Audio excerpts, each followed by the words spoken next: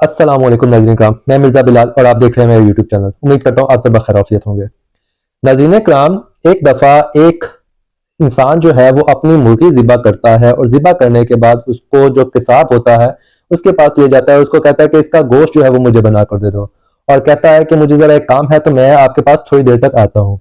इतने में जो उस इलाके का, उस जगह का जो काजी था, वो काजी उस मुर्गी वाले के पास आता है और उसको आकर कहता है कि ये जो मुर्गी तुमने जो जिसका गोश्त बना रहे हो, ये मुर्गी तुम मुझे दे दो। जिसपे वो जो कसाब है वो कहता है ये मुर्गी मैं आपको नहीं दे सकता, क्योंकि ये फलां शख्स की है और वो मुझे इसको ज़िबा करके मुझे दे के गया है और कह के गया है कि मैं अभी आपसे आके जो ले लेता हूँ। जिस पर काजी उसको कहता है कि तुम जब वो तुम्हारे पास आए तो तुम उसको कह देना कि मुर्गी जो है वो उड़ गई है। तो वो कज़ाब कहता है कि ये कैसे मुमकिन है, मैं उसको कैसे कह दूं, वो आकर मुझसे इसका तकाजा करेगा और मुझसे इस चीज की बाबत दरियाफ्त करेगा और लड़ाई करेगा। तो काजी कहता है कि तुम्हें जो मैं कह रहा हूं तुम वो उसको कह दो, और बदले में जब वो तुम्हारे ऊपर केस करेगा और मेरे पास ही आएगा तो मैं इस मामले को देख लूंगा। इसी तरह जो है वो कसाब जो है वो काजी को मुर्गी दे देता है और काजी जो है वो मुर्गी लेकर चला जाता है। थोड़ी देर के बाद वो इंसान जो मुर्गी देकर जाता है वो उस इंसान के पास आता है, कसाब के पास आता है और आके कहता है कि मेरी मुर्गी किधर है। वो इंसान, वो कसाब जो है वो कहता है कि तुम्हारी मुर्गी तो है उड़ गई है। जिसपे उस इंसान को बड़ा गुस्सा आता है और वो कसाब को पकड़कर कहता है मैं तुम्हें काजी के रूबरू पेश करूंगा, और वो उसको लेकर चलता है।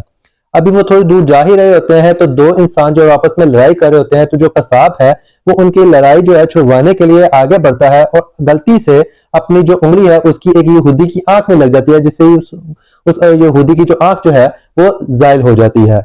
उसको यहूदी भी पकड़ लेता है कि तुमने मेरी आंख जायल कर दी है, अब मैं भी तुम्हें काजी के रूबरू पेश करूंगा। जब उसको पकड़ लेते हैं और पकड़ के उसको लेके जा रहे होते हैं तो वो कसाब जो है वो सोच रहा होता है कि काजी को इस मुर्गी के बारे में तो पता है, लेकिन इस यहूदी की आंख के बारे में पता नहीं है।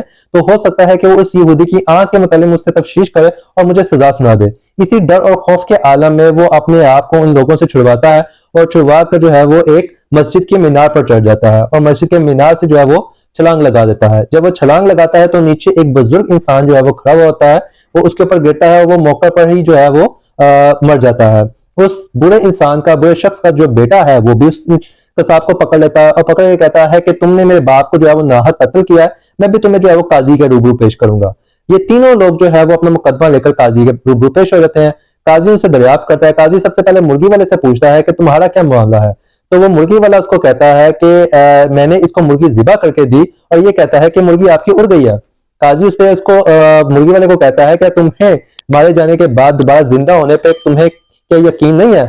ठीक है, क्या अल्लाह हर चीज पर कादिर नहीं है?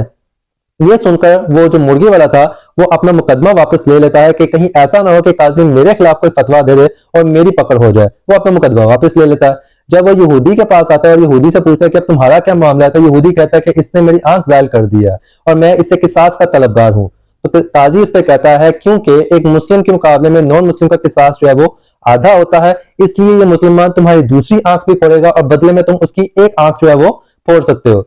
जब यहूदी को यह बात सुनने को मिलती है तो यहूदी जो है वो भी अपना मुकदमा वापस ले लेता है कि दूसरी आंख भी मेरी जाया हो जाएगी और बदले में मैं इसकी एक आंख फोड़ सकता हूँ, तो बेहतर है कि मैं अपना मुकदमा वापस ले लूं। अब जब वो तीसरे शख्स की तरफ आता है तो तीसरा शख्स अपना पूरा मुद्दा बयान करता है कि ये मेरे बाप पे गिरा और मेरे बाप को जो है वो नाहक कत्ल कर दिया।